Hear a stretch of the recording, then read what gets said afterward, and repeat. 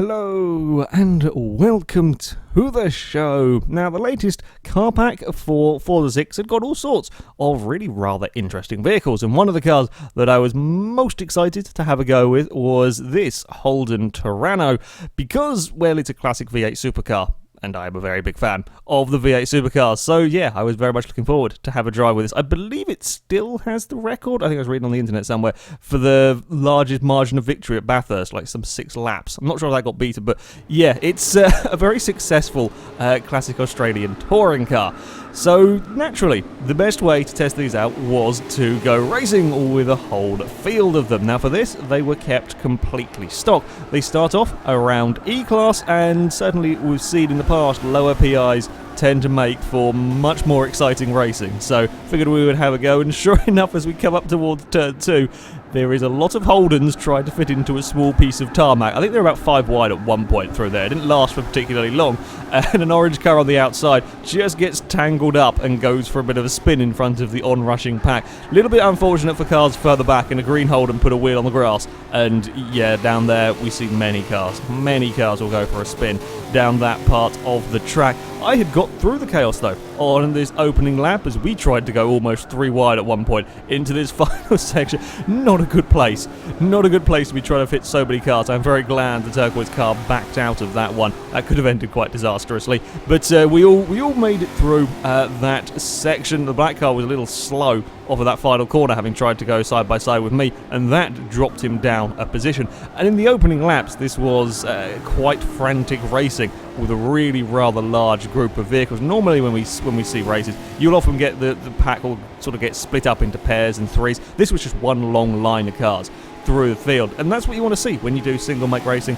You do get some very close action. We come down towards turn 1. This black car here is having a sniff, trying to get underneath the car ahead. Turn 1 at Brands is a little bit of an awkward one actually to try and get overtakes done. He has another go at turn 2, but can't quite brake late enough. He has to sort of fall back in line. That costs him some time as I'm fighting side by side with a car up ahead. Yeah, turn 1, a little bit of an awkward one for overtakes as the white car puts a wheel on the grass. That puts him sideways, as it's kind of quite unsighted and it suddenly sort of drops away. So yeah, an awkward corner. At the front, the front 2 had managed to escape from the field a little bit. They managed to make a bit of a breakaway, while the rest of us were squabbling over positions. And with a good run down through turn 1, the white car goes to the inside. Second corner, you're much better off going for a dive at turn 2 than you are. So you can get passes done at turn 1, certainly. But yeah, turn 2, a good spot. If you've got the run and you're good enough under braking, you can get the pass done. The green car thinks about trying to fight back on the inside. Can't quite get his car again far enough alongside up there. And the white car, just a little bit better off the turn, could pull away. Further through the field, this was outside the top 10 that these lot were scrapping for position. The orange car went for it at turn 1 and couldn't quite get it stopped in time down there. Yeah, one of the, you know a racing series is good when, I think this is over about 11th and 12th place. You know a racing series is good when they're fighting this hard over the lower positions, and these cars were very, very good fun to drive. The green car here defending as they run down the hill, but that makes you slow off the corner, especially when you dip a wheel on the curb there. That'll tip the back end of the car sideways, so now he's coming under more pressure, but he's just far enough ahead as they run through this next section. You see the cars sliding around. The only thing with these vehicles is he just runs a little too wide.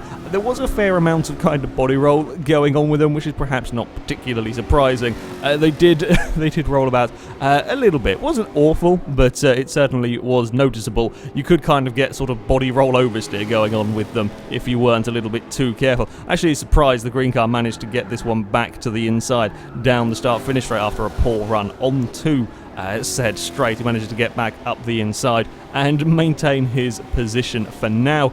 Throughout the race, I mean, this main pack, it did spread out a little bit, and towards the end of the race there was, less overtaking as small gaps did start to appear, but it still remained remarkably close between all of these cars. I mean, you could see, I think I was up in third at this stage, you can see from my car back through the field, it was all, you could always see a car ahead of you and a car behind you on the most part. Unfortunately, some mistakes were made on this lap here especially. I put a wheel on the curb and spun, and I think the white car did exactly the same thing. I find it quite amusing that we both made exactly the same mistake at exactly the same lap, just at different corners. You could get these cars a little bit unhappy if you ran across the curbs. You could get them to not be too happy with that. But yeah, aside from that, pretty damn good cars to drive. Our leader, well, he, after getting to the lead on the relatively early stages, would bugger off at the front. I believe there was a green Holden in second that I think made a mistake and then dropped back into the clutches of the rest of the field. So yeah, a rather sizable margin of victory for this particular Holden. But a thoroughly enjoyable first race, even with me pointing backwards at some point. It was a good race with plenty of cars remaining close. For our second race, we would go to the Yas Marina South Circuit. The game, feeling sorry for me, had me end up on pole. Now, unfortunately, things went a little bit wrong in this particular race at Turn 1. Now, I've raced this circuit many times with all sorts of different cars. Never had a Turn 1, Turn 2 area go worse than it did with these. It was just a series of unfortunate events, really, through that first section. It wasn't a particularly clean start in this one. I'd done fine. I had a lovely start. I started on pole, outdragged everyone and made it through the first corners with no issues. Further back, there was a fair bit of bumping. Admittedly, you weren't going massively fast, so quite a few cars got through as a blue car struggles with this very fast corner. You could get away with a few bumps without doing any serious damage to the cars. There were a few vehicles of the Vulcan cars pointing backwards, probably had some assistance through that corner, and unfortunately one of the vehicles was lagged out and frozen in the replay. You could get away with a few bumps with these cars that wouldn't do damage to the vehicles. There were a few, though, in this that were quite heavily damaged. Would have to take a trip through the pits following some silly shunts into Turn 1. Once it had all calmed down and sort of sorted itself out from the craziness of the first lap, again we had these very large Holden trains going on. Everyone couldn't quite decide if they were going to have a dive up the inside there on this particular lap. The victor from round 1 was trying to get to the inside, had to give it a little bit of a bump to make sure he remembered that there was a car on the inside. Made it around though and would get the position. The curbs here were also pretty nasty. There was something you have to be aware of. You don't want to run wide around this track. The curves will spit the car out sideways. So yeah, if you won't see people deliberately running wide around here, because it's so, you're asking for so much trouble if you do that. Again, we saw a big group of cars fighting in the mid pack here as we run through very fast. Double corner up towards the hairpin. The Vulcan car here tries to get to the inside but can't quite do it. He gets there, but then you're stuck on the outside for the next corner and then the next one, and that's a long way to go around the outside in equal cars. And when you get kind of trapped out there, both of them are going sort of side by side through the corners, both of them are slowed down, is allowing the two cars behind to catch up. And then we round up towards the final corner and still the Vulcan car is not where he wants to be. He gets to the inside of the relatively easy corners, and then for the harder turns he's stuck on the outside, just can't make a pass. When you're in identical cars like this, going around the outside of some of these corners is very tough. You have to have a lot more speed and a lot more confidence in a car to be able to go around the outside like that, and he just couldn't quite do it. Although sitting in the slipstream down the start-finish straight, he gets to the inside into Turn 1, a much sensible, much better overtaking opportunity. The turquoise car is trying to come with him through there, and finally he has managed to make up the position, but then is immediately coming under attack again into the next corner. I thought that was going to end in tears. They all made it through though cleanly on that one there. Yeah, the racing yet again here at Yas Marina was proving to be very good. This was the fight over second place. I was enjoying my my much quieter race this time round. It was an orange car 1-2. We were hoping we could keep it like that. Unfortunately, second place was coming under more and more pressure from the two vehicles behind. He ran a little deep into the final turn, and that puts the white car up alongside as we run down towards the first corner, and this is, as we've seen, is one of the best overtaking places on this track. Long straight at a big stop. Unfortunately, things go a little bit wrong. I think it might have been a slightly laggy bump between the two cars. The white car comes off a lot worse, gets flung out wide. He does a really good job of keeping that one there all together as we bounce across the curves. Now the orange and blue car having a fight, and we're three wide through the next corner. The white car backs out of it, not wanting to make too much of a meal of that one, and somehow they've all managed to get get themselves through the corner without too many problems. Now we come up to this fast double corner, and I think the orange car backed out so as not to sort of understeer wide into the vehicles on the outside. Sweep around, the white car sweeps around the outside, gets the position. The orange car struggles to get it stopped and is still trying to fend off that blue Holden as we come under the hotel again. Yeah, it was quite frantic racing with these vehicles. I think the blue car's got a big slide on and would lose some time in that. At the front, as I said, I had a relatively relaxed race in this one. Started pole, buggered off up ahead. I was, towards the end, I was gradually getting caught by the white car once he got into second place, but he was going to have nowhere near enough laps to do anything about catching up to my vehicle. So I would take a victory in a much more relaxed race, this one, for me. Further back, it was certainly not relaxed, as the battle over the remaining podium spot continued right until the end. The orange Holden had got a bit of a gap, made a mistake on the final lap, ran wide, was slow off the corner, and that meant it was now a 3-car battle for the remaining podium spot. Green Holden was trying to get to the inside. Blue car may well have ended up out a little bit wide, brushed the wall on the outside there as we run up towards the final turn. The green car has a big dive, but he can't quite get it stopped. Bounces sort of off the side of the orange car, but at the end of the day, no harm was really done with that particular one, as kind of the shunt slowed them all down, but it slowed them all down fairly equally. So the orange car would take third, ahead of the blue and green. The Falcon car would catch this group massively on the final lap, but again, ran out of laps to really do anything about overtaking these vehicles. After a bit of a poor start, the race was actually pretty good fun. Our final race would go to the Silverstone International Circuit in some rather adverse conditions, because, you know, wet weather racing is always rather good fun. First corner here, very, very quick turn through here. I don't even think we had to dab on the brakes at all, with certainly not on this opening lap, and already we are 3, maybe even 4 Holdens wide at some points up there. That's an awful lot of cars trying to fit into a very small piece of tarmac. And amazingly, okay, a few cars got bumped out wide over here and trying to avoid the puddle and so on, but amazingly, everybody got away with it.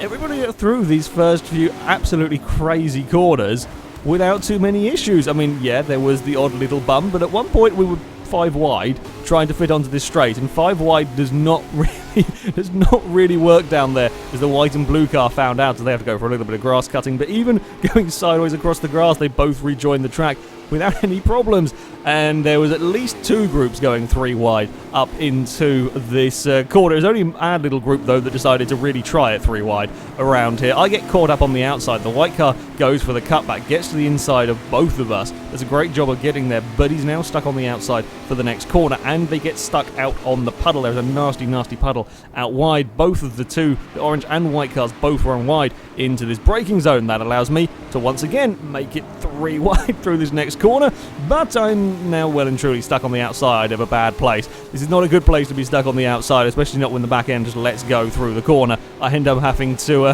run off the track. Just didn't quite have the grip that I'd hoped through that particular section. We're 3 wide again up towards turn 1. It's 2 wide up ahead of us. I think it might even be 3 wide behind us. The orange car in the middle just outbrakes himself a little bit. I go for the cutback, get my car there. The white vehicle tried to hold it on the inside. He couldn't quite get past me.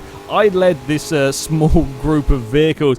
It was at the front, though, where things were getting even crazier. This was the leader, who was trying his best to hold on to said lead despite coming under siege from just about everything around him. There's just such a huge group of cars were at the front fighting over every single position.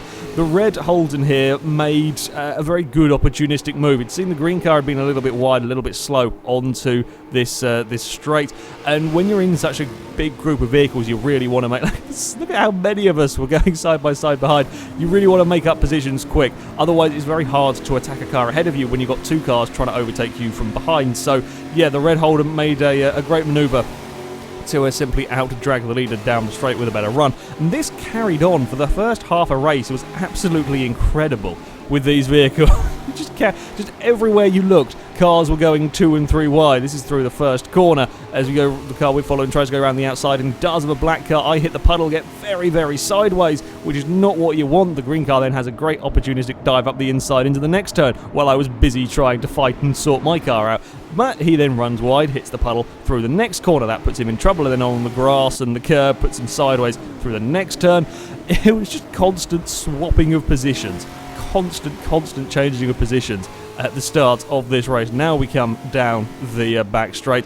Put my car to the inside, very similar as the pass for the lead went down. I just got a much better run on to this straight as they continue to fight around. Much better run onto the straight. That would put me up a position. Again, we're going too wide further back, and I would inherit this particular position. I was doing pretty well at getting the Holden stopped. I was pretty good under brakes. This time, though, I tried to get on the power just that little bit too soon.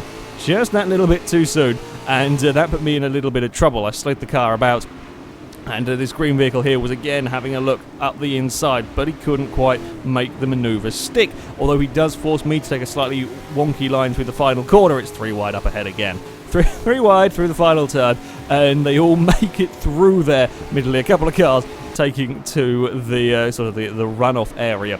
Now, as the race progressed, it did get a little bit more spread out. The opening laps had been absolutely fantastic, had been absolutely crazy, but as you can see, as the race progressed, we did spread out a little bit more. This green car, though, was having a battle with the turquoise vehicle. Just about got the position after the turquoise car had made a mistake and run wide into the final section, but said car was fighting back with a better run down the start-finish straight. He got himself to the inside at turn 1. Turn 1's quite a tough place to get overtakes done here. It's a very, very fast corner. Very little in the way of braking needed, but the turquoise car made it stick, although did hit the puddle, ran a little bit wide. That gave this vehicle a chance, an opportunity. He tried to go around the outside, but you're often going to get stuck out there, and then he's on the puddle and on the curb, and that's not a fun place. Not a particular place that you want to find your vehicle over there, and the turquoise car would get his position back. As I said, towards the end of the race, we did calm down a little bit at the front. It was the red Holden that would go on to take a victory. A lot of us were setting very similar lap times, but you saw what the fighting was like in the early laps. If you could get to the lead early on, you could run in clean air. That was always very, very useful, especially with the battling that was going on here. So yeah, the red Holden made the most of it in getting himself to the lead and running away while the rest of us were locked in battle.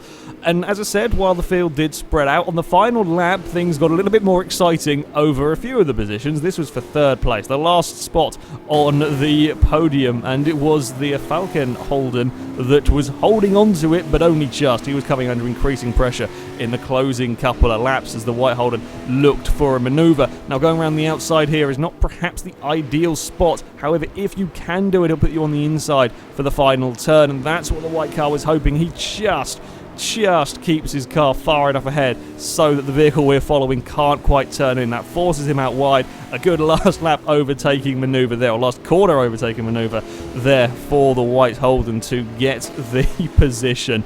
Yeah, these things had been absolutely fantastic. I would come home in 5th place behind this group. In the wet, this was just an amazing race. It was so much fun, especially the opening laps. They had been absolutely absurd in these.